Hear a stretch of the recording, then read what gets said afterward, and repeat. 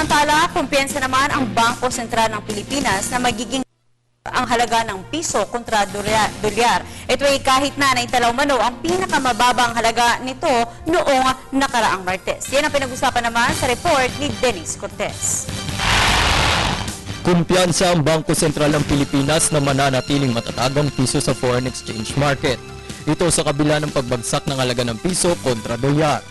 Matatandang nitong Mayo, bumagsak ang halaga ng piso sa 42.35 pesos per dollar. Halos 17 sentimos ang ibinaba nito simula noong Setyembre noong nakaraang taon. Matapos ang isang buwan, humina din sa 43.10 pesos kada isang dolyar ang palitan ayon sa Euro-based Interdealer Money Broker na tulot Tribon PLC.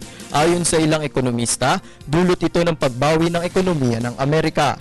Samantala sa panayam ng PTV News kay BSP Deputy Governor Diwa Gunigundo, walang dapat ikabahala ang business sector dito. Ang ating bansa ay nanatiling malakas.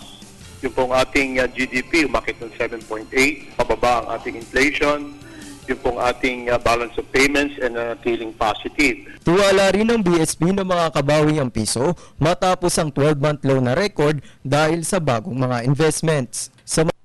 Nananatili din ng matatag ang sektor ng pananalapi sa bansa dahil sa patuloy na pagmamonitor ng BSP at monetary policy ng pamahalaan. Inaasahan natin broadly patuloy na magiging matatag ang palitan ng piso laban sa dolyar.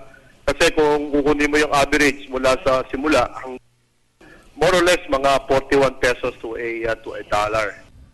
Kaugnay nitong nakaraang taon, kinilala ang piso bilang second best performing currency sa Asia Pacific. Para sa Telebisyon ng Bayan, Dennis Cortez.